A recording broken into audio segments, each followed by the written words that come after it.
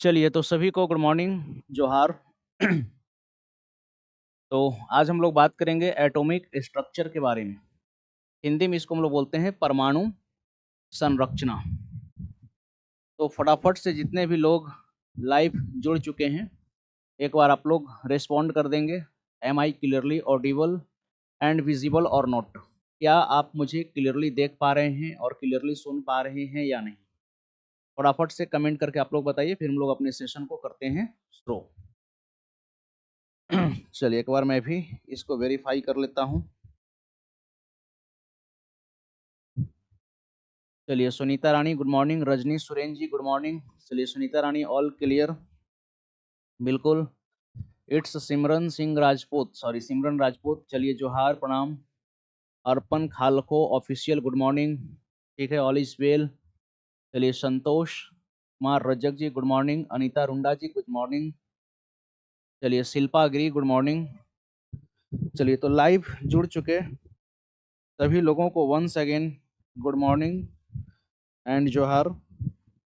चलिए Abhiraj Mahi ji good morning, Govinda Kumar good morning. तो आइए फटाफट से हम लोग शुरू करते हैं अपने सेशन को।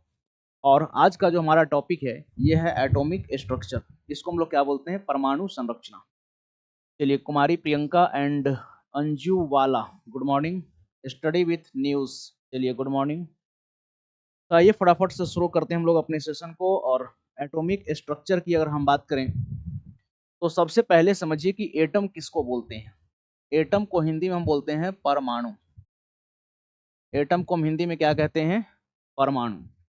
परमाणु का मतलब ही है परम है जो अणु।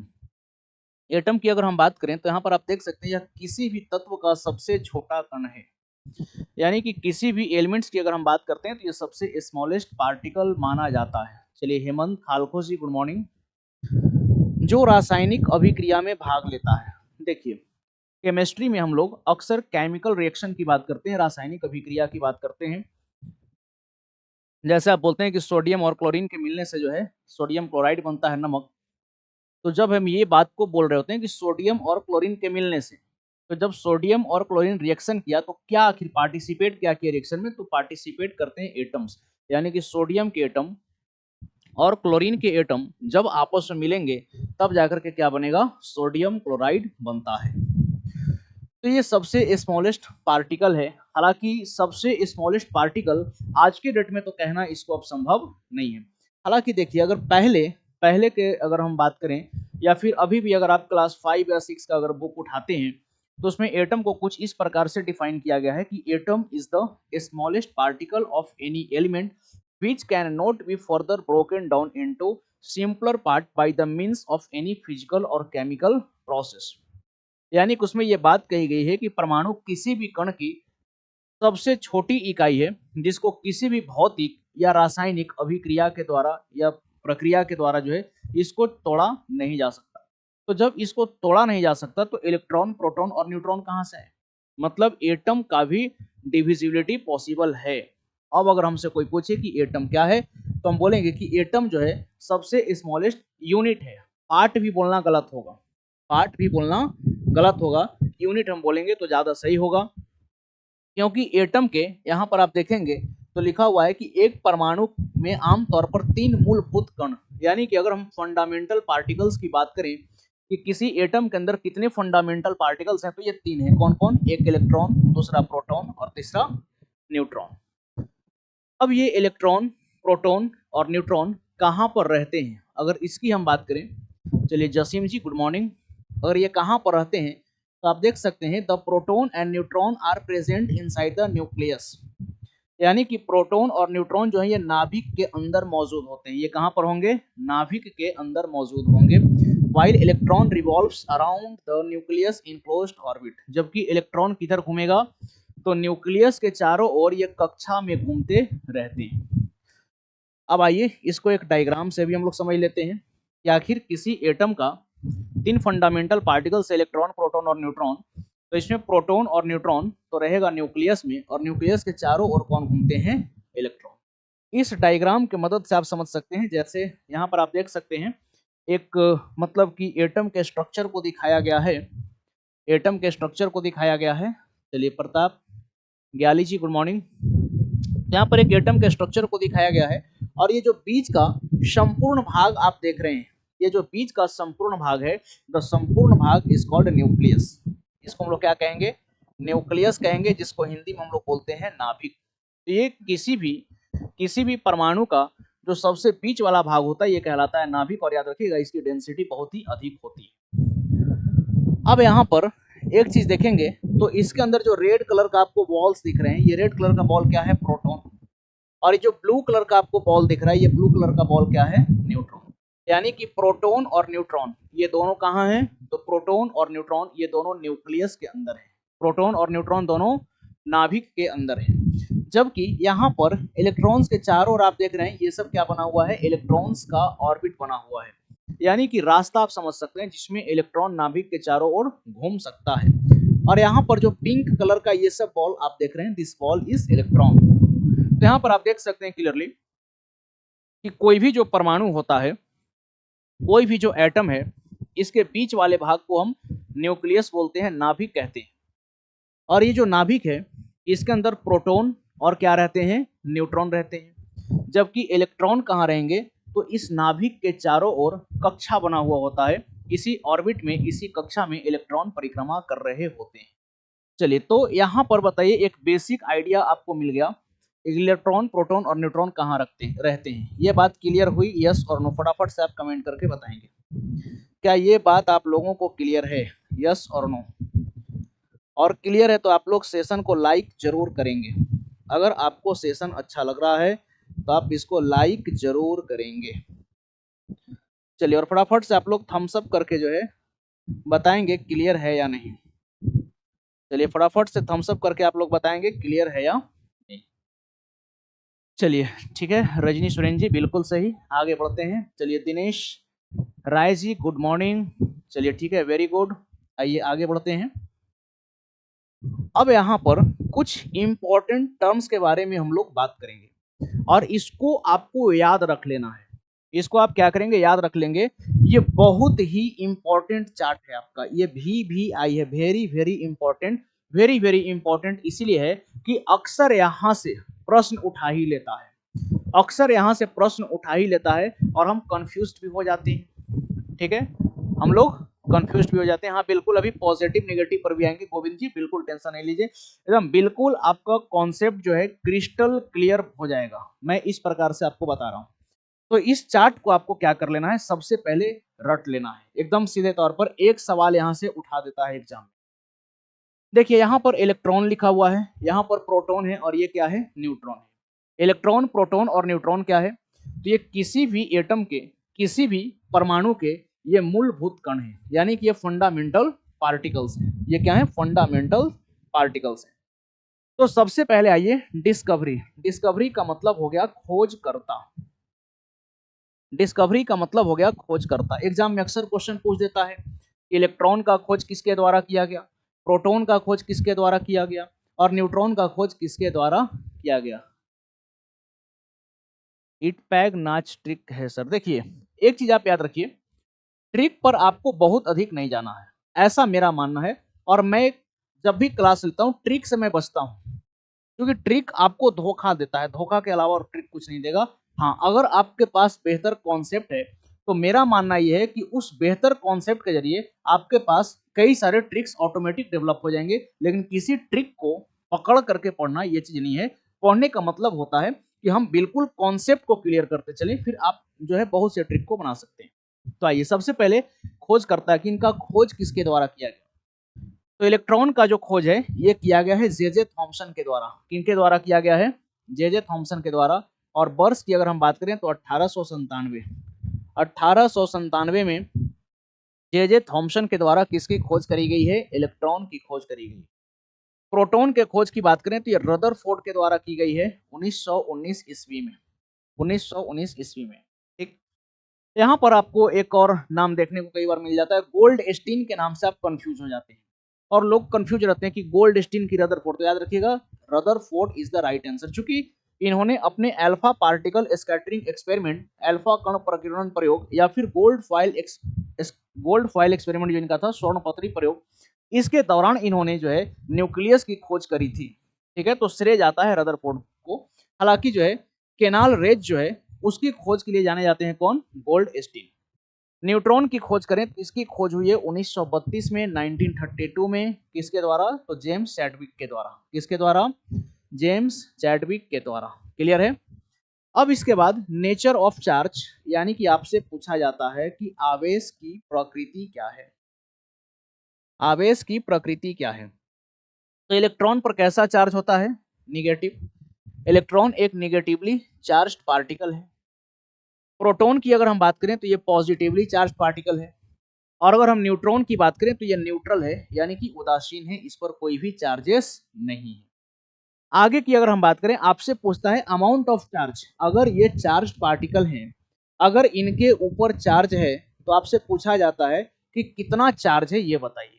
तो अगर अमाउंट ऑफ चार्ज की अगर हम बात करें, यानी कि आवेश की मात्रा, अगर आवेश की मात्रा की हम बात करें तो इलेक्ट्रॉन पर चार्ज होता है -1.6 इंटू 10⁻⁻19 कूलम।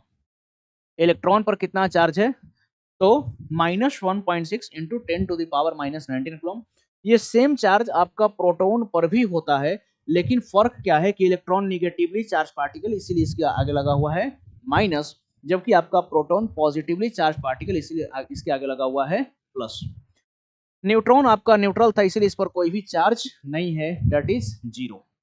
अब इसके बाद आपसे पूछता है मास। मास कहने का मतलब हो गया द्रव्यमान, कि आखिर ये जो इलेक्ट्रॉन, प्रोटॉन और न्यूट्रॉन है, इनकी मास क्या है, इनकी द्रव्यमान क्या है, इनकी द्रव्यमान क्या है। तो इलेक्ट्रॉन का जो मास है ये होता है 9.1 इंटू 10⁻⁻31 केजी। 9.1 into 10⁻⁻31 KG. अब सोचिए 10 का पावर -31, ये कितना छोटा वैल्यू है, ये बहुत ही कम वैल्यू है। इसीलिए ऐसा मान करके चला जाता है कि इलेक्ट्रॉन का मास को हम लोग जनरली कंसीडर नहीं करते, और ऐसा बोल देते हैं कि किसी भी परमाणु का जो भार है वो डिपेंड करेगा प्रोटॉन और न्यूट्रॉन के मास पर। किसी भी परमाणु का भार किस पर डिपेंड करेगा, तो प्रोटॉन और न्यूट्रॉन के मास पर डिपेंड करता है। और अगर इसको हाइड्रोजन के मास से तुलना कीजिएगा, क्योंकि एटॉमिक नंबर 1 किसकी है, हाइड्रोजन की है, तो अगर हाइड्रोजन के मास से तुलना कीजिएगा तो ये 1/2000 times of mass of hydrogen होता है। यानी कि हाइड्रोजन का जितना द्रव्यमान है उसका 2000वां भाग द्रव्यमान किसका हो जाएगा, एक इलेक्ट्रॉन का हो जाएगा। सोचिए कितना मास है। इसीलिए हम बोलते हैं, इसीलिए भी एटम में जो है हम लोग इलेक्ट्रॉन के मास को नेग्लेक्ट कर देते हैं और बोलते हैं कि किसी भी परमाणु का जो टोटल भार होगा डिपेंड करेगा वो प्रोटॉन और न्यूट्रॉन पर डिपेंड करता है। बिल्कुल, एटॉमिक नंबर जो होती है ये प्रोटॉन प्लस न्यूट्रॉन नहीं। देखिए atomic number number of protons के बराबर होता है, याद रखिएगा दिनेश जी। एटॉमिक नंबर को हम लोग जेड से रिप्रेजेंट करते हैं, और जेड जो है वो आपका नंबर ऑफ प्रोटॉन्स के बराबर होता है। किसी परमाणु के अंदर जितने प्रोटॉन होंगे उतना ही उसका एटॉमिक नंबर होगा। जैसे अगर हम बोले कि सोडियम का एटॉमिक नंबर 11 है, तो इसका मतलब कि सोडियम के अंदर 11 प्रोटॉन है, सोडियम के अंदर 11 प्रोटॉन है। जैसे अगर हम बोले कि कैल्शियम का एटॉमिक नंबर 20 है, तो समझिए कि कैल्शियम में नंबर ऑफ प्रोटॉन्स कितने हैं, 20। चलिए रितु कुमारी भी जुड़ चुके हैं और चाय के साथ आई हैं, चलिए तो आपका भी स्वागत है। और मौसम भी आज चाय का ही है, लेकिन चाय के साथ अगर पकौड़ा भी आप लाते तो ये ज़्यादा बेहतर होता। चलिए एनीवे गुड मॉर्निंग, एंड आपका भी वेलकम है इस प्लेटफॉर्म पे। चलिए विद्या सुमन जी गुड मॉर्निंग। आइए अब हम लोग प्रोटॉन के मास की अगर हम बात करें तो ये 1.67 इंटू 10⁻⁻27 केजी है। और इसको इसको अगर आप हाइड्रोजन के मास से तुलना कीजिएगा तो इसको आप बोल सकते हैं कि ये equivalent to the mass of क्या हो जाएगा, ये हाइड्रोजन, यानी कि हाइड्रोजन के मास के ये समतुल्य हो जाएगा। और जितना मास आपका प्रोटॉन का है ये करीब करीब इतना ही मास किसका होता है, न्यूट्रॉन का भी होता है। तो प्रोटॉन और न्यूट्रॉन का मास करीब करीब बराबर होता है। तो इसको आप याद रख लीजिएगा कि इलेक्ट्रॉन, प्रोटॉन और न्यूट्रॉन का खोज किसके द्वारा किया गया। कई बार आपसे ईयर्स भी पूछ लेते हैं तो डेट भी आप याद रखेंगे। इन पर कैसा चार्ज है, और अगर चार्ज है तो कितना चार्ज है, इसके अलावा इनका मास कितना है ये भी आप याद रखेंगे। चलिए तो आई होप ये कॉन्सेप्ट आपका क्लियर हो गया होगा, ये कॉन्सेप्ट जो है आपका क्लियर हो गया होगा। चलिए कॉन्सेप्ट उम्मीद करते हैं कि क्लियर हो गया होगा। चलिए तो आगे बढ़ते हैं। बाकी आप लोग सेशन को लाइक भी करते चलेंगे और सेशन को अधिक से अधिक शेयर भी करते हुए चलेंगे। आ जाइए नेक्स्ट। अब हम लोग बात करते हैं एटॉमिक मॉडल के बारे में। हालांकि इसको मॉडल नहीं, अगर इसको हम लोग थियरी कहें तो ये ज्यादा सही है। मॉडल को काट करके यहाँ पर थ्योरी लिखना ज्यादा सही है। यानी कि परमाणु सिद्धांत, परमाणु सिद्धांत या फिर आप हिस्ट्री ऑफ एटम्स भी बोल सकते हैं इसको, कि आखिर परमाणु की जो खोज हुई इसकी इतिहास क्या रही। तो देखिए, किसी भी क्षेत्र में सबसे आगे भारतीय ही होते हैं, किसी भी क्षेत्र में सबसे आगे भारतीय ही होते हैं। और भारत जो है पहले से ही आपका विश्व गुरु रहा है, इसको विश्व गुरु बनाने की आवश्यकता नहीं है।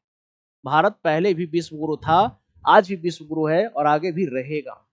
लेकिन है क्या कि हमारे यहाँ सिस्टम कुछ ऐसे बन गए हैं जिसके कारण जो है थोड़ा सा जो यहाँ पर चीजें गड़बड़ होती चली जा रही है। जैसे याद कीजिए, भारत को सोने का चिड़िया कहा जाता था। क्यों कहा जाता था? अंग्रेज भी जब आए तो भारत को ही लूटने आए। क्यों आए? कुछ तो हमारे अंदर थी। चलिए, कुंदन यादव जी गुड मॉर्निंग। बिल्कुल प्रताप ग्याली जी, सोने की चिड़िया थी। तो यहाँ पर अगर परमाणु के इतिहास की भी अगर हम बात करते हैं कि परमाणु के इतिहास का मतलब खोज का इतिहास क्या है, तो इसमें जो पहला नाम आता है हमारा, ये महर्षि कन्नाद का नाम आता है। किनका नाम आता है? महर्षि कन्नाद का नाम आता है। और इन्होंने परमाणु से संबंधित जो भी बातें कही, यानी कि परमाणु से संबंधित जो भी बातें महर्षि कन्नाद के द्वारा कही गई है, ये 600 से 500 बीसी के आसपास में कही गई है। कब कही गई है? तो 600 से 500 बीसी के आसपास। बीसी का मतलब होता है बिफोर क्राइस्ट। बीसी का मतलब बिफोर क्राइस्ट, यानी कि ईसा मसीह के जन्म के पहले का काल। तो सोचिए, ईसा मसीह के जन्म के 500 या 600 साल पहले ही ये बात को बता रहे हैं। और ये क्या बता रहे हैं? तो देखिए, लिखा हुआ है Maharishi Kanad postulated that if we go on dividing matter, यानी कि महर्षि कन्नाद का कहना था कि अगर हम किसी पदार्थ की विभाजन करते चले गए, यानी कि उसको तोड़ते चले गए, खंडों में उसको बांटते चले गए, we shall get smaller and smaller particles, तब हमें क्या होंगे? छोटे छोटे कण प्राप्त होते जाएंगे, छोटे छोटे कण प्राप्त हो जाएंगे। अल्टीमेटली, अंततः, a time will come when we shall come across the smallest particle beyond which further division will not be possible। और अगर हम तोड़ते गए, अगर हम तोड़ते गए तो अंततः एक ऐसी भी अवस्था आ जाएगी कि जहां पर परमाणु का विभाजन संभव नहीं होगा, परमाणु का विभाजन संभव नहीं होगा। देखिए, आपको एक चीज दिखाते हैं। जैसे मान करके चलिए कि हमारे पास एक पेपर है। अब इसको देखिए, हम तोड़ रहे हैं, ठीक? तो एक छोटा सा पार्ट मिला, इसको आप और तोड़ दीजिए, और छोटा सा पार्ट मिला, इसको आप और तोड़ दीजिए, और छोटा सा पार्ट मिला, इसको आप और तोड़ दीजिए, और छोटा सा पार्ट मिला, इसको आप और तोड़िए, और छोटा सा पार्ट मिला। देखिए, इसको हम लगातार तोड़ते जा रहे हैं तो ये छोटा होते चला जा रहा है। और इसको अगर आप तोड़ते गए तो अंत में एक ऐसी अवस्था आ जाएगी कि जहां पर उस पार्टिकल का विभाजन संभव नहीं होगा। बोलिए, इस बात से आप सहमत करते हैं कि नहीं? चलिए, अथर्व वर्मा मस्ती जी गुड मॉर्निंग। चलिए, तो महर्षि कन्नाद का कहना यह था कि अगर किसी भी पदार्थ की हम लगातार विभाजन करते गए तो हमें छोटे छोटे कण प्राप्त होंगे। अंत में एक ऐसी अवस्था आ जाएगी जहां पर पदार्थ का विभाजन संभव नहीं होगा। And he named this particles as परमाणु। और वो जो सबसे छोटा पार्टिकल होगा जिसको आप नहीं तोड़ सकते, उसको इन्होंने क्या कहा? परमाणु कहा। परमाणु का मतलब ही होता है परम है जो अणु। परम है जो अणु इस परमाणु, इसको ये क्या कह दिए? परमाणु कह दिए। लेकिन समस्या क्या थी कि ये थे भारतीय, एक इंडियन थे, और ये साधु थे। ये क्या थे? साधु थे। तो ये जो भी बातें कहे, इसकी कोई लिखित प्रमाण इनके पास नहीं थी। यानी कि महर्षि कन्नाद के द्वारा कही गई जो भी बातें थी, इसका रिटन डॉक्यूमेंटेशन इन्होंने नहीं कराया, लिखित प्रमाण नहीं दिया, सिर्फ इन्होंने बातों में ही ये बात को अपनी कही। तो इसीलिए दुनिया इनको नहीं मानती, क्योंकि दुनिया प्रमाण से चलती है। तो रिटन डॉक्यूमेंटेशन नहीं होने के कारण महर्षि कन्नाद को दुनिया नहीं मानती है। लेकिन आप इंडियन राइटर के बुक को अगर आप फॉलो करते हैं, एनसीईआरटी को आप पढ़ते हैं, तो महर्षि कन्नाद का चर्चा मिलता है। जबकि अगर आप फॉरेन राइटर का कोई भी बुक उठाते हैं तो कहानी सीधे शुरू होता है जॉन डाल्टन से। फॉरेन राइटर्स के जो भी बुक हैं उसमें कहानियां कहाँ से शुरू होती है? जॉन डाल्टन से। बाकी भारतीय राइटर्स के जो बुक हैं इसमें महर्षि कन्नाद का नाम मिल जाता है। अब एक चीज समझिए कि महर्षि कन्नाद एटम्स के बारे में जो कुछ भी बताए तो इसको ये परमाणु कह रहे हैं। क्या कह रहे हैं? परमाणु। परम है जो अणु, परमाणु। सोचिए, पहले ही इस बात को बता दिए। यानी कि महर्षि कन्नाद के द्वारा बात क्या कहेगी कि परमाणु जो है सबसे छोटा पार्टिकल है, परमाणु अविभाज्य है, परमाणु अविनाशी है। इस प्रकार की जो है बातें महर्षि कन्नाद जो है कहती है। हालांकि इस परमाणु का नाम एटम किसने दिया? सवाल है कि इस परमाणु को एटम किसने कहा? तो महर्षि कन्नाद के बातों से दो और वैज्ञानिक सहमत होते हैं। एक का नाम है डेमोक्रिटस, एक का नाम है डेमोक्रिटस और दूसरे का क्या नाम है? ल्यूसिपस। एक का नाम है डेमोक्रिटस और दूसरे का नाम है ल्यूसिपस। इन्होंने महर्षि कन्नाद के बातों पर सहमति जताई और इन्होंने परमाणु का नाम रख दिया एटम। परमाणु का क्या नाम रख दिया? ये एटम नाम रख दिया। चलिए, तो महर्षि कन्नाद का कहानी यहीं पर खत्म होता है। ये भारतीय थे। इनकी रिटन डॉक्यूमेंटेशन नहीं थी इसलिए दुनिया इनको नहीं मानती है, लेकिन भाई हम तो मानेंगे, एनसीईआरटी भी मानती है। चलिए, यहां तक क्लियर है? फटाफट से आप लोग एक बार कमेंट करके बताएंगे, फटाफट से कमेंट करके बताएंगे यस और नो। बाकी आप लोग सेशन को लाइक जरूर करेंगे, आपको अच्छा लग रहा है, और इसको शेयर भी आप करते हुए चलेंगे। आइए नेक्स्ट जो है दूसरे नंबर की अगर हम बात करें तो दूसरे नंबर पर आते हैं जॉन डाल्टन। दूसरे नंबर पर कौन आए? जॉन डाल्टन आए। और जॉन डाल्टन की अगर हम बात करें तो इनका कहना है कि all matter is made up of very tiny particles called atom. ये बताए कि जितने भी पदार्थ हैं ये छोटे छोटे कणों से मिलकर बने हुए हैं, जिनको हम क्या कहते हैं? जिनको हम परमाणु बोलते हैं। क्या बोलते हैं? परमाणु। तो एक बात बताइए कि क्या यही बात महर्षि कन्नाद के द्वारा भी बताई गई थी? यस और नो। एक मिनट थोड़ा सा आप लोग होल्ड करेंगे।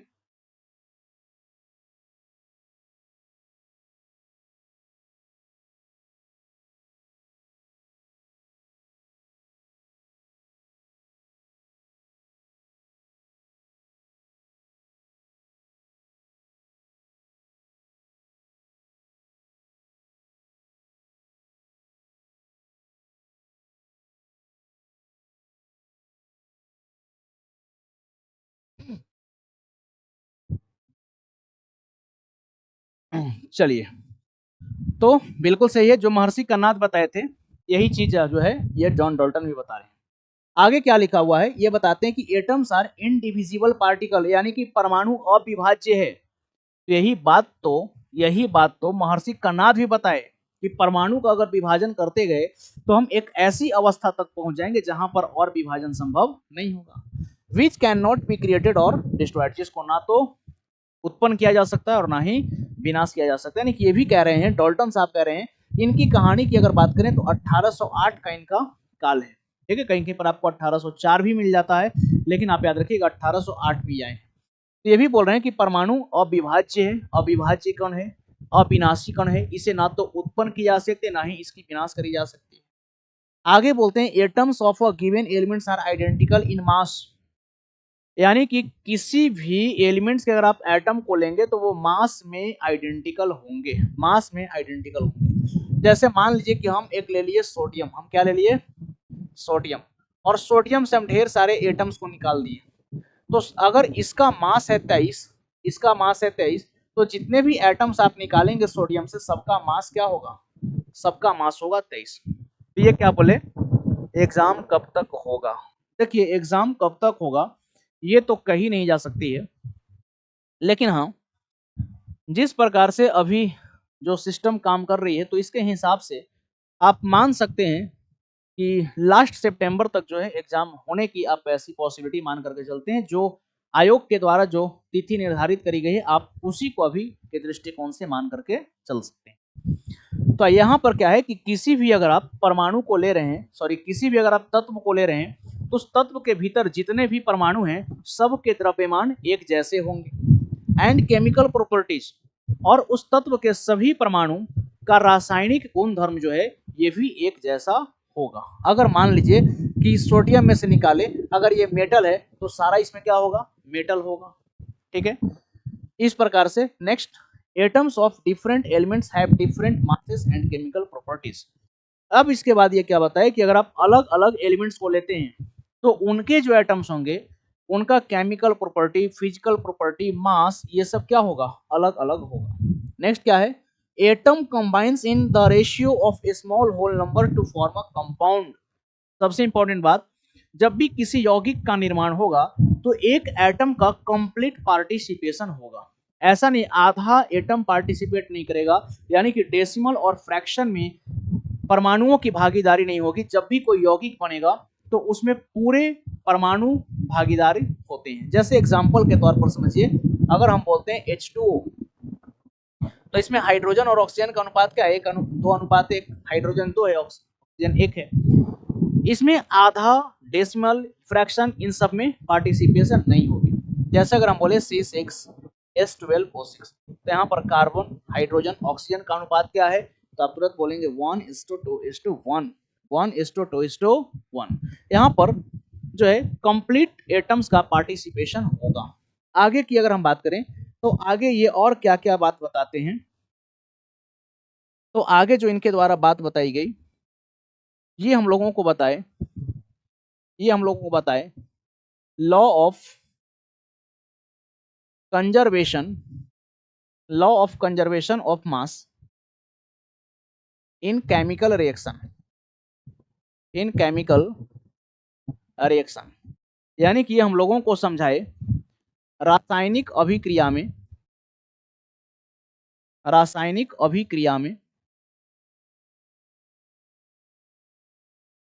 द्रव्यमान संरक्षण के नियम को भी बताए। रासायनिक अभिक्रिया में द्रव्यमान संरक्षण के नियम को भी ये बताए। जैसे मान करके चलिए कि कोई एक एलिमेंट है ए और एक बी है, ये दोनों रिएक्ट किए और बनाए सी और डी नाम का कोई कंपाउंड, तो इसको हम क्या बोलते हैं, इसको हम बोलते हैं रिएक्टेंट, जिसको आप हिंदी में कहते हैं अभिकारक। और इधर जो आपका प्रोडक्ट बन रहा है इसको हम लोग क्या बोलते हैं, प्रोडक्ट दैट इज उत्पाद। तो इनके द्वारा जो बात बताई गई ये बताए कि जितना मास इधर का होगा, जितना मास रिएक्टेंट का होगा, ये बताए कि मास ऑफ रिएक्टेंट जो होगा ये बराबर होगा किसके, तो ये बराबर होगा मास ऑफ प्रोडक्ट के। यानी कि जितना रिएक्टेंट का मास उतना ही मास किसका होगा, प्रोडक्ट का होगा। ये बात बताए कौन, जॉन डाल्टन साहब। कौन बताए, जॉन डाल्टन साहब बताए। इसके बाद ये क्या किए कि इनके समय तक जो भी एलिमेंट्स जाने जाते थे उनको एक प्रतीक देने का काम किए, उनको एक सिंबल देने का काम किए। ठीक है, और अलग अलग एलिमेंट्स को अलग अलग सिंबल से क्या किए, रिप्रेजेंट किए। तो देखिए जॉन डाल्टन की अगर बात करें तो इनकी और उपलब्धि क्या है, he has given the symbol of element that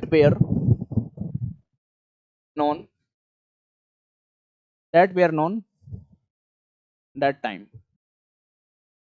He has given the symbol of elements that were known that time. यानी कि इनके समय तक, चलिए विजय पाठक जी गुड मॉर्निंग, यानी कि इनके समय तक जो भी तत्व ज्ञात हो चुके थे उनको एक प्रतीक देने का काम किया। जैसे एग्जाम्पल के तौर पर समझ लीजिए कि ऐसा बना दिए ये कोई एलिमेंट ए है, ये ऐसा बना दिए ये कोई एलिमेंट बी है, ऐसा बना दिए कि ये कोई एलिमेंट सी है, ठीक है, ऐसा बना दिए कि ये कोई एलिमेंट डी है, ऐसा बना दिए कि ये कोई एलिमेंट जो है, मान लीजिए कि ये कोई एलिमेंट ई है। इस टाइप से अलग अलग सिंबल ये बना करके रखना शुरू कर दिए।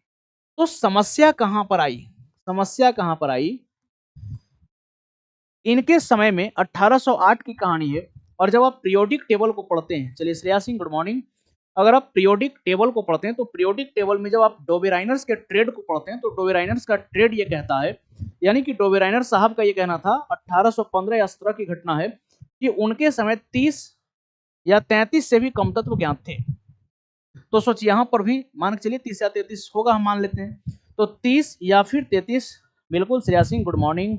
चलिए तो यहां पर जो है अगर 30 या 33 एलिमेंट्स है भी ये डाल्टन साहब के लिए काम आसान था कि 30 एलिमेंट्स को हम एक सिंबल दे दें, एक प्रतीक दे दें, ठीक है। लेकिन इनको एक वैज्ञानिक का सुझाव मिला, एंड दैट वैज्ञानिक इज बर्जिलियस। बर्जिलियस साहब इनको बोले कि डाल्टन भाई साहब, अभी जो एलिमेंट्स का आप सिंबल दे रहे हैं ठीक है, अच्छा काम कर रहे हैं, लेकिन क्या भविष्य में इतने ही एलिमेंट्स रहेंगे? भविष्य में अगर और एलिमेंट्स का खोज हो गया तो सारे एलिमेंट्स को सिंबल से याद रखना संभव नहीं है। तो ये बोले कि बिल्कुल आप सही कर रहे हैं बर्जिलियस भाई साहब, तो इसके लिए क्या किया जाए? तो बर्जिलियस के सुझाव पर जॉन डाल्टन ने फिर एटम्स का जो सिंबल था इसको अल्फाबेट के ऑर्डर में ये लेकर के आए। तो इसमें आगे हम लिख सकते हैं later on the suggestion of Berzelius the atomic symbol was given as the first and second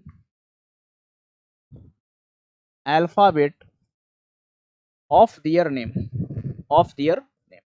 देखिए बाद में बर्जिलियस के सुझाव पर क्या हुआ कि जो भी एलिमेंट्स थे उनका सिंबल कैसे दिया गया, तो एलिमेंट्स के नाम के अल्फाबेट के आधार पर या तो सिंगल अल्फाबेट से हम देंगे या फिर डबल अल्फाबेट से। देखिए कैसे दिया गया, तो एग्जांपल के तौर पर समझिए, हम लिखते हैं जैसे हाइड्रोजन, इसके बाद हम लिखे हीलियम, इसके बाद हम लिखे लिथियम, इसके बाद लिखिए बेरेलियम, इसके बाद लिखिए बोरोन। अब इतना ही से समझिए। तो सबसे पहले जो काम किया गया, चलिए अम्मू जी गुड मॉर्निंग, नमस्कार। तो हाइड्रोजन का सिंबल रख दिया गया H, हीलियम का सिंबल रख दिया गया H, लिथियम का सिंबल L और बेरिलियम का सिंबल P, बोरोन का सिंबल B। अब कंफ्यूजन कहां पर हुआ? तो कंफ्यूजन यहां पर हुआ कि H दोनों का सिंबल रख दें, बेरिलियम और बोरोन में कंफ्यूजन हो गया कि दोनों B से स्टार्ट है। तब बर्जिलियस साहब बताए कि है उपाय इसका, किसी का 2 अल्फाबेट रख दीजिए, किसी का 1 अल्फाबेट रख दीजिए, क्या जाता है। चलिए सत्यराज जी गुड मॉर्निंग।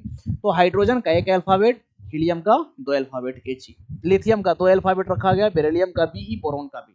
लेकिन याद रखिएगा इसमें जो फर्स्ट अल्फाबेट है ये कैपिटल लेटर में होना चाहिए, ये फर्स्ट अल्फाबेट कैपिटल लेटर में होना चाहिए, जबकि आपकी जो सेकंड अल्फाबेट है ये आपकी स्मॉल लेटर में होनी चाहिए। यहां से भी एग्जाम में क्वेश्चन पूछा है, ध्यान रखिएगा। जब भी किसी एलिमेंट्स का सिंबल लिखिए, पहला अल्फाबेट को कैपिटल में, दूसरे अल्फाबेट को किस में लिखेंगे? स्मॉल में लिखेंगे, ठीक है। इस बात को ध्यान में रखिएगा। अब बताइए टोटल नंबर ऑफ एलिमेंट्स हमारे पास कितने हैं? टोटल एलिमेंट्स हमारे पास कितने हैं? कुल तत्व का संख्या कितना है आज के डेट में हमारे पास? 118। वर्तमान समय में 118 तत्वों की ज्ञात हो चुकी है। चलिए सोनम कुमारी गुड मॉर्निंग। तो 118 तत्व में से 14 ऐसे एलिमेंट हैं जिनका सिंबल सिंगल अल्फाबेट से दिया जाता है। याद रखिएगा, इसको भी उठा देता है क्वेश्चन कि 118 एलिमेंट्स में से कितने ऐसे एलिमेंट हैं जिनका प्रतीक हम एक अल्फाबेट के प्रयोग से देते हैं। तो 14 बच गए कितने? तो बच गए आपके 104। तो 104 को जो है हम लोग डबल अल्फाबेट का प्रयोग करते हैं। अब जो है और भी कहानियां इनसे संबंधित जुड़ी हुई हैं। तो बहुत सारी ये बातों को बता दिए 1808 में ही, और उस समय इतना बात को बता देना कोई साधारण काम नहीं था। इसीलिए दुनिया इनको क्या दर्जा देती है? Father of first atomic theory,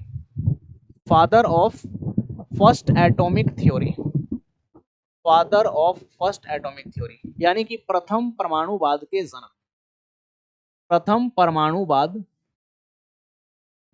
जनक। तो अगर आपसे ये सवाल पूछी जाए कि प्रथम परमाणुवाद के जनक कौन हुए, तब आपका आंसर क्या हो जाएगा? तब आपकी आंसर हो जाएगी जॉन डाल्टन। तो अगर शायद महर्षि कन्नाद साहब अपने रिटन डॉक्यूमेंटेशन को लेकर के आते तो शायद आज प्रथम परमाणुवाद का जनक महर्षि कन्नाद होते, ठीक है। तो बिल्कुल याद रखिएगा, father of first atomic theory किनको कहा गया है? जॉन डाल्टन को कहा गया है। तो फटाफट से आप लोग थम्स अप करके बताएंगे कि यहां तक का जो कॉन्सेप्ट है क्लियर हुआ या नहीं, यहां तक का कॉन्सेप्ट आपका क्लियर हुआ कि नहीं। फटाफट से जो है आप कमेंट करके बताएंगे और सेशन को अधिक से अधिक लाइक भी करेंगे और इसको शेयर भी करते हुए चलेंगे। फटाफट से थम्स अप करके आप लोग बताएंगे इज इट क्लियर और नॉट। चलिए दिव्यंका शर्मा जी गुड मॉर्निंग। अच्छा आप अजय भैया को गुड मॉर्निंग बोल रहे हैं, ठीक है। अभिराज माही जी चलिए ठीक है, बिल्कुल क्लियर है। तो आइए अब जो है मॉडल हमारा यहाँ से शुरू होता है। अभी तक जो है परमाणु से संबंधित बातें हवा में करी जा रही थी, यानी कि सिर्फ मतलब परमाणु है कैसा इसके मॉडल को लेकर के कोई नहीं आए थे, यानी कि थ्योरेटिकल बातें चल रही थी, थ्योरेटिकल बातें चल रही थी। चलिए ठीक है, गुड मॉर्निंग सभी को। अब आ गया जो सबसे पहला मॉडल आया, याद रखिएगा एटम से संबंधित जो सबसे पहला मॉडल आया, ये मॉडल लेकर के आए थॉमसन साहब। कौन लेकर के आए? थॉमसन साहब। और ये मॉडल कब आया? दैट इज 1904, 1904 में ये मॉडल प्रस्तुत करी गई है। अब अगर इनकी हम बात करें कि जो थॉमसन साहब है इनका पूरा नाम क्या है, तो इनका पूरा नाम है जे थॉमसन। पूरा नाम क्या है? J Thomson. और ये किस लिए जाने जाते हैं, ये किस लिए जाने जाते हैं? चलिए वेरी गुड, सारे लोग थम्स अप करके बता रहे हैं, लेकिन अभी भी बहुत से लोग नहीं बता रहे हैं। इसका मतलब ये हुआ कि बहुत से लोगों का कॉन्सेप्ट अभी भी क्लियर नहीं हुआ। अगर आपको कहीं पर भी डाउट है तो आप कमेंट करके पूछ सकते हैं, मैं आपकी डाउट्स को बिल्कुल क्लियर करूंगा, बिल्कुल क्लियर करूंगा। बाकी अगर आप इसके पीडीएफ को डाउनलोड करना चाहते हैं तो आप टेलीग्राम पे चले जाइएगा, टेलीग्राम पे चले जाइएगा और वहां पर जाकर के आपको सिर्फ लिखना है कृपा शंकर, कृपा शंकर। तो आपको इस प्रकार का एक टेलीग्राम चैनल दिख जाएगा जहां पर मेरा फोटो लगा हुआ होगा और मेरा नाम हुआ होगा, मेरा नाम लिखा हुआ रहेगा। तो इस चैनल पर आपको पीडीएफ मिल जाएंगे, तो आप वहां से पीडीएफ को डाउनलोड करके भी आप पढ़ सकते हैं और एक बेहतर नोट्स को बना सकते हैं। चलिए सिमरन राजपूत, नींद खुल गया तुम लोगों का। चलिए गुड मॉर्निंग ऑल। चलिए अम्मू जी, हाँ बिल्कुल जे थॉमसन। तो अगर जे थॉमसन की अगर हम बात करें तो ये जाने जाते हैं डिस्कवरी ऑफ इलेक्ट्रॉन के लिए, डिस्कवरी ऑफ इलेक्ट्रॉन के लिए इनको दुनिया जानती है। और इन्होंने इलेक्ट्रॉन की खोज कब करी है? तो 1897 में, 1897 में। कब किया गया है? 1897 में। जबकि डाल्टन साहब की जो एटॉमिक थ्योरी आ रही है, ये कब आ रही है? 1808 में। यानी कि जो पहला मॉडल कि एटम होता कैसा है, ये मॉडल किसके द्वारा लाया गया है? सर जे थॉमसन के द्वारा, सर जे थॉमसन के द्वारा। तो देखिए यहां पर लिखा हुआ है कि Thomson proposed plum pudding model of an atom, यानी इनके द्वारा जो मॉडल आई, ये कैसा मॉडल आया है? Plum pudding. हिंदी में भी इसको प्लम पुडिंग ही कहते हैं। अब देखिए प्लम पुडिंग क्या है। तो जैसे हमारे यहाँ मिठाई बनता है और जैसे कोई रसगुल्ला बनाए तो उसके ऊपर एक किशमिश डाल दिए या एक काजू का छोटा सा वाइट डाल दिए, डाल देते हैं कि नहीं? या फिर आप देखिएगा कि जैसे कुछ मिठाई को हम बनाए तो उसके ऊपर से जो नारियल का जो है बुरादा उसके ऊपर छिड़क देते हैं, ठीक। तो उसी प्रकार से जापान एक देश है। कौन सा देश है? जापान। जापान में एक मिठाई चलती है, उस मिठाई का नाम है पुडिंग। तो पुडिंग क्या है? जापान में खाया जाने वाला एक मिठाई है। उसके ऊपर क्या होता है? प्लम नाम का बीज बिखरा हुआ होता है, प्लम नाम का बीज बिखरा हुआ रहता है। डेट मिठाई इज प्लम पुडिंग। लेकिन खैर चलिए, हम लोग भारतीय लोग हैं तो अगर प्लम पुडिंग नहीं समझ में आ रहा है, लेकिन याद रखिएगा क्वेश्चन पूछता है कि प्लम पुडिंग मॉडल किसके द्वारा दी गई है? तो जे थॉमसन के द्वारा। रिवर्स गियर में पूछेगा कि पूछेगा कि जे थॉमसन के द्वारा कौन सी मॉडल दी गई है एटम की? प्लम पुडिंग, ठीक है। तो हम लोग हैं भारतीय लोग, तो हम लोग को प्लम पुडिंग से कोई मतलब नहीं है, ये प्लम पुडिंग को छोड़ दीजिए। Also we can think it is watermelon model. हाँ, इससे जरूर समझेंगे। तरबूज मॉडल से हमको समझाइए, तो बिल्कुल तरबूज मॉडल से इसको समझना आसान भी है। देखिए ये रहा तरबूज, ये रहा आपका तरबूज। अभी तरबूज का सीजन था, लेकिन सीजन तो आया, लेकिन इसके दाम जो है आसमान छू रहे थे, कभी भी ये सस्ता हुआ नहीं, ठीक। और तरबूज बेचने वाले भी जो है बहुत ठाट के साथ इसको बेचे, और जिस तरह से गर्मियां इस बार पड़ी, तरबूज की अच्छी बिजनेस भी हुई। तो चलिए हम लोग लाए मार्केट से तरबूज। अब इसको जैसे आप खट से काटे, तरबूज को आप काटते हैं तो आपको ऐसा ही शेप दिखता है कि नहीं? अब इसमें जब आप देखिएगा, चलिए विक्रम वर्मा जी गुड मॉर्निंग, चलिए गिरिडीह से हैं, बिल्कुल बिल्कुल। तो अगर इस प्रकार से देखिएगा तो तरबूज आपको ऐसा ही दिखेगा। तो तरबूज में आपको दो भाग दिखेंगे, एक आपको रेड कलर का पार्ट पूरा दिख रहा होगा इसमें। तो जो रेड कलर का पार्ट है, इसको आप क्या मान लीजिए कि ये पॉजिटिव चार्ज है। रेड कलर वाला जो पार्ट है, इसको क्या मान लेंगे? पॉजिटिव चार्ज मान लेंगे। और इसमें आप देखिएगा कि ये सब जो बीज है ये पूरे तारबूज में बिखरा हुआ रहता है, और भगवान को जरा सा भी ध्यान नहीं आया कि जब ये तारबूज बनाए तो भाई इसमें बीज क्यों डाले, और जब डालना ही था इतना बीज तो एक जगह डाल देते, जैसे पपीता में होता है, एक जगह बीज होता है उसको आराम से हम लोग निकाल के फेंक देते हैं। अब तरबूज खाना भी अपने आप में बहुत बड़ी चुनौती है, और सबसे बड़ा चुनौती तो ये तब हो जाता है कि जैसे मान लीजिए कि आप किसी रिलेटिव के यहाँ गए हुए हैं, किसी गेस्ट के यहाँ गए हुए हैं, और आपको मिल जाए नाश्ते में तारबूज। अब वो सबसे बड़ी समस्या होती है कि बिच्चा को कहाँ फेंका जाए। संतरा मिल गया तो ये सब चीज खाने में थोड़ा सा ऑकवर्ड लगता है। तो खैर ईश्वर का भी नाइंसाफी, जो बीज को बिखेर दिए हैं इसमें, कम से कम भगवान बीज को एक जगह आप डाल दिए होते तो ये खाने में अच्छा रहता। ठीक है, चलिए। वही ना सर, मुझे बहुत गुस्सा आता है खाने टाइम। बिल्कुल सबको आती है, हमें भी आती है। ठीक है, लेकिन चलिए कोई बात नहीं, अच्छा फल है गर्मी के लिए। तो इसमें आप देख सकते हैं कि ये सब जो बीज है ये पूरे तारबूज के अंदर बिखरा हुआ है। ये सब बीज क्या है, पूरे तारबूज के अंदर बिखरा हुआ है, आप देख सकते हैं। तो इसको आप ऐसे समझिए कि इस तारबूज का जो पूरा लाल वाला भाग है ये पॉजिटिवली चार्ज पार्टिकल है, और इसमें जो बीज है, बीज को आप क्या मान लीजिए, इलेक्ट्रॉन। बीज को आप क्या मान लीजिए, इलेक्ट्रॉन। चलिए बीज को क्या मान लीजिए, इलेक्ट्रॉन। तो लाल वाले भाग को माना गया धनावेशित आवेश, और ये जो बीज है काले काले रंग के, इसको आप क्या मान लेंगे, इलेक्ट्रॉन मान लेंगे। क्या मान लेंगे, इलेक्ट्रॉन। अब इस डायग्राम पर थोड़ा सा गौर कीजिए। यहाँ पर ये जो पूरा लाल सा भाग आप देख रहे हैं, इसको क्या माना गया है, पॉजिटिव चार्ज। तो जरा पॉजिटिव चार्ज को गिनिए, 1 2 3 4 5 6। पॉजिटिव चार्ज कितने हैं, 6। पॉजिटिव चार्ज कितने हो गए, 6। बाकी इसमें जो बीज बिखरा हुआ है इसको आप इलेक्ट्रॉन मान रहे हैं, इसको आप क्या मान रहे हैं, इलेक्ट्रॉन। चलिए दिनेश जी बता रहे हैं उड़ीसा में संस्था है सर। चलिए ठीक है, सीमा गोप जी भी जुड़ चुके हैं, गुड मॉर्निंग।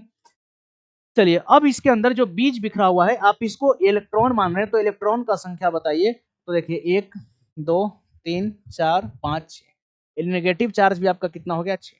तो बस यही है आपका plum pudding model. Plum pudding model में जे थॉमसन के द्वारा ये बात बताई गई है कि किसी परमाणु के अंदर जो है पूरा धनावेशित आवेश फैला हुआ है, यानी कि एटम के अंदर पॉजिटिवली चार्ज पार्टिकल्स क्या हैं, फैले हुए हैं, और इसके अंदर इलेक्ट्रॉन्स क्या हैं, बिखरे पड़े हुए हैं। आगे स्टेबिलिटी को लेकर के ये बात बताते हैं कि किसी एटम के अंदर जितना पॉजिटिव चार्ज है उतना ही क्या है, निगेटिव चार्ज है। तो अगर number of positive charges and number of negative charges अगर ये इक्वल है तो हम बोलेंगे कि एटम हमारा क्या है, न्यूट्रल है। तो ये एटम के स्टेबिलिटी को भी क्या कर दिए, एक्सप्लेन कर दिए। एटम का स्टेबिलिटी भी जो है इनके द्वारा एक्सप्लेन कर दी गई। तो देखिए यहाँ पर क्या लिखा हुआ है, an atom consist of positively charged sphere, यानी कि एक परमाणु के अंदर क्या है, या फिर एक परमाणु क्या है, तो एक धनावेशित गोला है। परमाणु क्या है, एक धनावेशित गोला है। And the electrons are embedded in it, और जो इलेक्ट्रॉन्स है, इलेक्ट्रॉन्स जो है इसके अंदर बिखरे पड़े हुए हैं। एक परमाणु क्या है, धनावेशित गोला है, इलेक्ट्रॉन इसके अंदर बिखरे पड़े हुए हैं। चलिए प्रिंस तिवारी जी राम राम, जोहार, गुड मॉर्निंग, जय श्री राम, जय महाकाल। तो देखिए एक परमाणु में एक धनात्मक आवेशित गोला होता है और इसमें इलेक्ट्रॉन अंतर्निहित होते हैं। ये बात इनके द्वारा बताई गई। अभी आप तारबूज मॉडल से भी इसको समझे। चलिए प्रमोद जी भी जुड़ चुके हैं, good morning Pramod ji. Next है the negative and positive charges are equal in magnitude. यही बात तो हम लोग सीख रहे थे कि जितना पॉजिटिव चार्ज होता है इलेक्ट्रॉन, तो ये आगे क्या बताया कि जितने निगेटिव चार्जेस हैं उतने ही पॉजिटिव चार्जेस भी हैं। चलिए जसीम जी जोहार, प्रणाम। So the atom as whole is electrically neutral, इसीलिए एटम जो है क्या है, ये पूरी तरह से न्यूट्रल है, यानी कि उदासीन है। तो एटम के स्टेबिलिटी को भी ये क्या कर दिए, एक्सप्लेन कर दिए। और ये जो है इनका 1904 का जो कहानी था ये लोगों ने मान भी ली, क्योंकि 1897 में इलेक्ट्रॉन का खोज भी किए हैं। तीसरे नंबर पर आ गए, तीसरे नंबर पर कौन आ गए, तो रदरफोर्ड साहब आ गए। और ये कब आए, 1911 में। ये आए 1911 में, और ये क्या किए, तो ये कर रहे हैं गोल्ड फॉइल एक्सपेरिमेंट, जिसको आप हिंदी में क्या बोलते हैं, स्वर्णपत्री प्रयोग। स्वर्णपत्री प्रयोग बोलते हैं, स्वर्णपत्री प्रयोग बोलते हैं। साथ ही साथ इसको आप चाहें, इसी गोल्ड फॉइल एक्सपेरिमेंट को अगर आप चाहें तो इसको आप अल्फा पार्टिकल स्कैटरिंग एक्सपेरिमेंट भी बोल सकते हैं। अल्फा पार्टिकल स्कैटरिंग एक्सपेरिमेंट भी बोल सकते हैं, यानी कि आप इसको हिंदी में कह सकते हैं अल्फा कण प्रकीर्णन प्रयोग। अल्फा कण प्रकीर्णन प्रयोग भी आप इसको बोल सकते हैं। अब सवाल है कि इसको अल्फा पार्टिकल स्कैटरिंग एक्सपेरिमेंट क्यों कहते हैं, कोल्ड फॉइल एक्सपेरिमेंट क्यों कहते हैं, तो इस पर भी हम लोग आएंगे। चलिए रजनी गुड मॉर्निंग, सिद्धार्थ रॉय जी गुड मॉर्निंग। हाँ बिल्कुल, गोल्ड फॉइल एक्सपेरिमेंट या अल्फा पार्टिकल एक्सपेरिमेंट क्यों कहते हैं, इस पर भी हम लोग आते हैं। इसी एक्सपेरिमेंट का नाम आप गीगर मार्सडन एक्सपेरिमेंट भी बोल सकते हैं, गीगर मार्सडन एक्सपेरिमेंट भी बोल सकते हैं, यानी कि गीगर मार्सडन प्रयोग, क्या इसको बोलेंगे गीगर मार्सडन प्रयोग, ठीक है, गीगर मार्सडन प्रयोग भी इसको बोलेंगे। चलिए गीगर मार्सडन प्रयोग भी इसको हम लोग बोलेंगे। चलिए बाकी आप लोग सेशन को लाइक भी करते हुए चलेंगे, ठीक है। चलिए श्रेया सिंह गुड मॉर्निंग। अब आ जाइए, सवाल है कि इस एक्सपेरिमेंट का नाम गोल्ड फॉइल एक्सपेरिमेंट क्यों पड़ा। तो दरअसल जो रदरफोर्ड साहब चाह रहे थे, वो एक्सपेरिमेंट में पतला सीट चाह रहे थे। क्या चाह रहे थे, एक पतली सी पन्नी को वो चाह रहे थे, एक पतला सा पन्नी की रिक्वायरमेंट उनको थी। तो उन्होंने देखा कि अगर पतला से पतला सीट अगर किसी मेटल का बनाया जा सकता है तो दैट मेटल इज गोल्ड, क्योंकि गोल्ड की मैलिएबिलिटी सबसे अधिक होती है, सोने की जो आघात वर्धनीयता होती है सबसे अधिक होती है। अगर पतला से पतला सीट अगर आपको बनाना है तो वो सोने से ही संभव हो सकता है। ये क्या किए, सोने को लिए और उसको पीट पीट करके एक पतला चादर बना लिए। क्या बना लिए, पतला सा एक चादर बना लिए, इसीलिए इसका नाम पड़ा गोल्ड फॉइल एक्सपेरिमेंट। तो चलिए आप लोगों से मेरा एक प्रश्न है कि सोने का एटॉमिक नंबर क्या होता है, आप लोग बताएंगे। चलिए रानी कुमारी गुड मॉर्निंग। मैं तो बोल के गई थी चाय बनाने। चलिए ठीक है, श्रेया सिंह चाय बना ली हैं, तो चलिए चाय अगर बन गया हो, नींद अगर खुल गया हो, तो आप इधर इसको थोड़ा सा समझ लेंगे, प्रश्न एग्जाम में आते हैं। तो गोल्ड फॉइल एक्सपेरिमेंट क्यों बोले इसको, तो रदरफोर्ड साहब इसमें सोने के पन्नी का प्रयोग किए, अब इसको अल्फा पार्टिकल स्कैटरिंग एक्सपेरिमेंट क्यों कहा गया है, अल्फा कण प्रकीर्णन प्रयोग। तो यहाँ पर जो रदरफोर्ड साहब सोने के पन्नी को लिए इस पर अल्फा कणों का बौछार करा दिए। क्या कराए, अल्फा कणों का बौछार करा दिए। बिल्कुल सिद्धार्थ रॉय जी, राहुल कुमार एंड सोमिक रॉय जी, वेरी मतलब बहुत ही शानदार जवाब है आप लोगों का, 79 is the right answer, very good. चलिए तो यहाँ पर ये क्या किए कि सोने के पन्नी पर अल्फा कणों का बौछार करा दिए, इसीलिए नाम क्या पड़ गया, अल्फा कण प्रकीर्णन प्रयोग। बिल्कुल, चलिए सारे लोगों के आंसर सही है, 79 इज द राइट आंसर। चलिए तो अल्फा कण प्रकीर्णन प्रयोग क्यों बोले, क्योंकि सोने के पन्नी पर इन्होंने अल्फा कणों की बौछार करा दी थी। अब सवाल है कि गीगर मार्सडन एक्सपेरिमेंट क्यों बोले। ये गीगर और मार्सडन जो है ये दरअसल दो स्टूडेंट्स के नाम है। ये दोनों स्टूडेंट्स किनके हैं, ये दोनों स्टूडेंट्स रदरफोर्ड के हैं, और ये उस समय की कहानी है जब ये दोनों स्टूडेंट अंडर ग्रेजुएट हैं। अभी इनकी ग्रेजुएशन की डिग्रियां भी इनके पास नहीं है। तो जैसे आप अगर सीआईडी वगैरह देखते होंगे तो कोई क्राइम हो गया, क्राइम होने के बाद क्या होता है कि भाई पूरा सीआईडी की टीम पहुंचती है घटनास्थल पर और कुछ मिलता नहीं है। फिर एसीपी प्रदुमन साहब क्या करते हैं, फिर एसीपी प्रदुमन साहब, सर मैं जेडेड ऑलरेडी पास हूँ फिर भी आपका क्लास अच्छा लगता है इसलिए देखना। चलिए ठीक है प्रमोद जी, बहुत बहुत धन्यवाद। तो जैसे सीआईडी की जब पूरी टीम पहुंचती है घटनास्थल पर तो कुछ हासिल नहीं होता है। फिर अचानक से एसीपी प्रदुमन का एक मीटिंग अरेंज किया जाता है और प्रदुमन साहब बोलते हैं कि दया उसी जगह पर जाओ, उसी जगह पर, और देखो कुछ मिलता है क्या। तो बस वही चीज यहां पर भी हुआ। सबसे पहली बार ये एक्सपेरिमेंट करी गई थी रदरफोर्ड के द्वारा, लेकिन रदरफोर्ड साहब को बहुत ज्यादा उपलब्धि नहीं मिला। तब रदरफोर्ड ये अपने दोनों शिष्यों को कहते हैं, गीगर और मार्सडन को याद रखिएगा, रदरफोर्ड किनके चले हैं, तो ये रदरफोर्ड जे थॉमसन के स्टूडेंट हैं, रदरफोर्ड जे थॉमसन के स्टूडेंट हैं, और रदरफोर्ड के स्टूडेंट कौन हैं, गीगर और मार्सडन। तो रदरफोर्ड के कहने पर रदरफोर्ड बोले गीगर और मार्सडन को कि भाई जाओ मेरे लैब में जाओ, जो भी खर्च लगेगा मैं उसको अरेंज कर दूंगा, तुमको जो भी सामान चाहिए मैं तुमको दूंगा, बस तुम जाओ और जो एक्सपेरिमेंट को हम किए थे उसी एक्सपेरिमेंट को तुम दोबारा करो, उसी एक्सपेरिमेंट को तुम दोबारा करो और देखो कुछ हासिल होता है क्या। तो रियल में ये जो एक्सपेरिमेंट करी गई है, ये एक्सपेरिमेंट किया गया है गीगर और मार्स्टन के द्वारा, ठीक है। और जब गीगर और मार्स्टन किए एक्सपेरिमेंट को तो इनको कुछ सफलताएं मिली भी। फिर रदरफोर्ड साहब इसका स्टडी करते हैं और जो भी कंक्लूजन निकलती है उसके आधार पर ये अपने थियरी को लिख देते हैं और किया धरा शिष्य का और नाम हो गया गुरुजी का। जैसे जब भी आपका अक्सर रिजल्ट होता है, ठीक है, अभी पीजीटी में बहुत सारे लोगों का रिजल्ट हुआ भी है जो हमसे फिजिक्स पढ़े थे, तो सारे लोगों का एक ही चीज कहना था कि सर आपके चलते मेरा रिजल्ट हो गया। तो मैं अक्सर से कहता हूँ कि आपका रिजल्ट मेरे कारण नहीं हुआ, आपका रिजल्ट आपके कारण हुआ, क्योंकि मेहनत आपने करी है और मैं तो सिर्फ क्लास में आकर के जो सिलेबस था उसको पढ़ाया हूँ, प्रीवियस ईयर के क्वेश्चंस को प्रैक्टिस कराया हूँ। और मैंने मतलब पढ़ाने का जब बात आता है तो हम तो कई सारे लोगों को पढ़ाए थे, लेकिन सारे लोगों की तो सिलेक्शन नहीं हुई। तो सिलेक्शन जिनकी हुई है वो लोग मेहनत किए हैं। तो आपकी सफलता ये आपके कारण ही होती है, तो बस आपको मेहनत करना है। तो आइए, ये एक्सपेरिमेंट में क्या था, यहाँ पर एक लिया गया है radio active source. Radio active source क्यों लिए हैं, क्योंकि अल्फा पार्टिकल हमको रेडियो एक्टिव एलिमेंट से ही मिल सकता है। तो यहाँ पर रेडियो एक्टिव सोर्स है जिससे कि हम अल्फा पार्टिकल को निकाल सकते हैं। और यहाँ से ये सोने का पन्नी है, ये क्या है आप देख सकते हैं, ये गोल्ड का आपका फॉइल है। और यहाँ से अल्फा पार्टिकल को इस पर देखिए बौछार करा दिया गया, यानी कि एक सोने के पन्नी पर बहुत सारे अल्फा पार्टिकल्स को बौछार करा दिया गया। और ऑब्जर्वेशंस क्या क्या हो रहे हैं इसको देखने के लिए पीछे में एक स्क्रीन लगा दिया गया है। और ये स्क्रीन किसका है, इसको डिटेक्टर बोला गया है।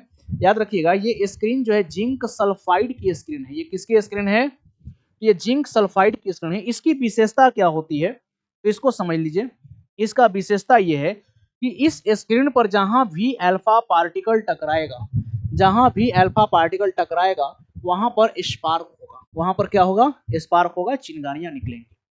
तो बस यही था कि जब अल्फा कणों का इस पर बौछार कराया गया तो मैक्सिमम स्पार्क्स जो आप देख रहे हैं या फिर जो यहाँ पर फ्लोरेसेंस इफेक्ट जो आपको दिख रहा है ये इस रीजन में दिख रहा है, इस रीजन में दिख रहा है। इसका मतलब यह है कि परमाणु के अंदर से जो बहुत सारे अल्फा कण गए ये क्या हो गए, बिना मतलब बिना डेविएट किए हुए सीधे निकल गए। एक चीज याद रखिएगा, अल्फा पार्टिकल की अगर हम बात करें कि अल्फा पार्टिकल कैसा होता है, तो अल्फा पार्टिकल जो है इस पर पॉजिटिव चार्ज होता है। इस पर कैसा चार्ज होता है, पॉजिटिव चार्ज होता है। और ये क्या है, डबली आयोनाइज्ड हीलियम का एटम है, डबली आयोनाइज्ड हीलियम का ये एटम होता है। याद रखिएगा अल्फा पार्टिकल क्या है, तो डबली आयोनाइज्ड हीलियम का एटम है, ठीक है। और ये चीज जो है अल्फा पार्टिकल पर कैसा चार्ज है, पॉजिटिव चार्ज है। तो यहां से जब ये पॉजिटिव चार्ज गया तो अधिकांश पॉजिटिव चार्ज आगे के ही रीजन में देखने को मिले। अब एनसीईआरटी का ये डायग्राम देखिए, ये जो डायग्राम है ये एनसीईआरटी की दी गई है। तो इसमें देखिएगा कि बहुत सारे अल्फा पार्टिकल, ये सब को आप पकड़ लीजिए, ये सब को देखिए बिना विचलित हुए अपने रास्ते से सीधे निकल गए। तो यहाँ से रदरफोर्ड को क्या समझ में आएगी कि एक परमाणु का अधिकांश भाग खाली होता है, एक परमाणु का अधिकांश भाग खाली होता है। अब इसमें से देखिएगा तो कुछ अल्फा पार्टिकल, जैसे यहाँ से एक रेज को हम पकड़ते हैं, ये देखिए थोड़ा सा विचलित हुआ और ये थोड़ा सा डेविएट करके निकला है। यानी कि अगर अल्फा पार्टिकल थोड़ा सा झुका है, थोड़ा सा क्या हुआ है, झुका है, इसका मतलब कि कोई उधर अपोजिट नेचर का चार्ज होगा, क्योंकि झुकाव हमारा किधर होता है, विपरीत आवेश की तरफ, ठीक है। तो पॉजिटिव चार्ज किधर झुकेगा, निगेटिव चार्ज की तरफ। तो यहां से ये बात समझ में आई रदरफोर्ड को कि अगर कुछ अल्फा पार्टिकल्स बेंड कर रहे हैं, इसका मतलब कि उस रीजन में क्या है, निगेटिव चार्ज है। तो यहां से ये समझ गए कि कुछ निगेटिव चार्ज जो है इलेक्ट्रॉन्स, मतलब निगेटिव चार्ज पार्टिकल यानी कि इलेक्ट्रॉन्स, ये रिवॉल्व कर रहे हैं ऑर्बिट्स में, लेकिन वो जो है अलग अलग जगहों पर वितरित। कुछ अल्फा पार्टिकल देखिए बेचारे इस प्रकार से गए और ये टकराए जब न्यूक्लियस से, तो इस प्रकार से क्या हो गए, बेंड कर गए। कुछ अल्फा पार्टिकल ऐसे भी थे, यानी कि 1 करोड़ में से एक, कुछ अल्फा पार्टिकल ऐसे थे, मान लीजिए 1 करोड़ में से एक, तो एक बेचारा हिम्मत करके बीच से गया भी तो उसी रास्ते से वापस लौट गया।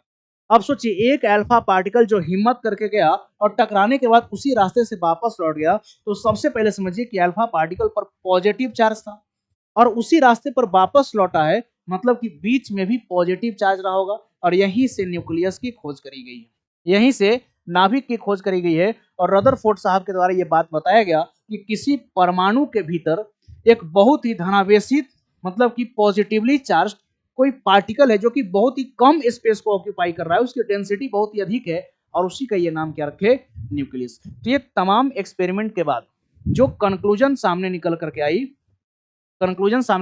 आई, वो कंक्लूजन क्या था, तो देखिए क्या क्या बात को बताए। तो सबसे पहले एक परमाणु में धनावेशित घने और बहुत ही छोटे नाभिक होते हैं जिनमें प्रोटॉन और न्यूट्रॉन होते हैं। न्यूट्रॉन तो न्यूट्रल है और डेविएशन प्रोटॉन के ही कारण मिला।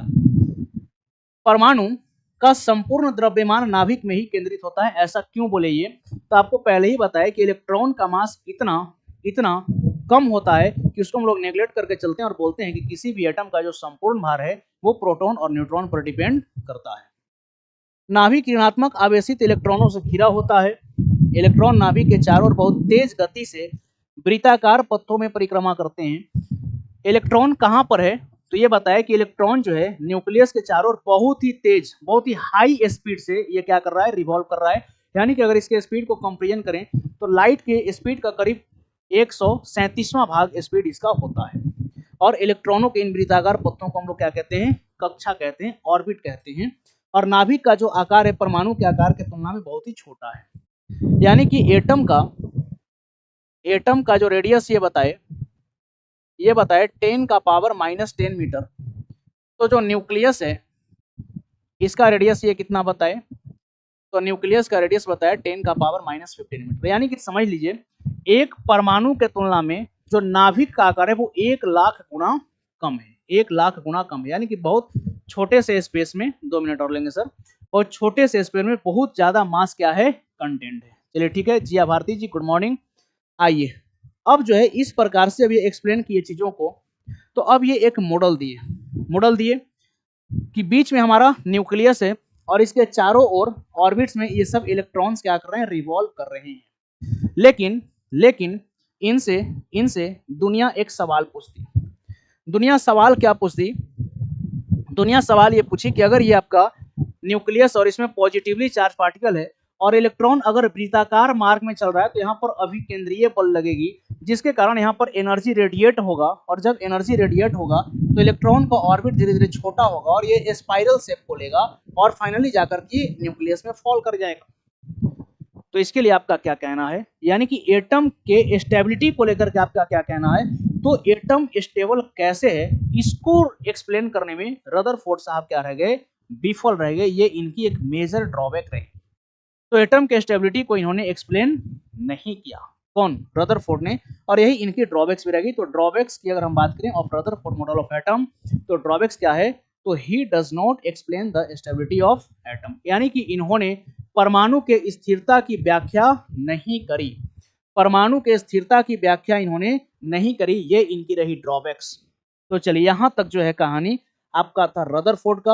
अब इसके आगे आते हैं बोर साहब, नील्स बोर। और नील्स बोर जब आएंगे तो ये एटम के स्टेबिलिटी से कहानी को क्या करेंगे, आगे बढ़ाएंगे। तो चलिए आज हम लोग 1911 तक के घटना तक हम लोग बात कर लिए। रदरफोर्ड का मॉडल जो 1913 में आया है, तो यहां से आगे की जो कहानी है एटम की, इसको हम लोग डिस्कस करेंगे अगले क्लास में। Thank you to all of you, have a nice day.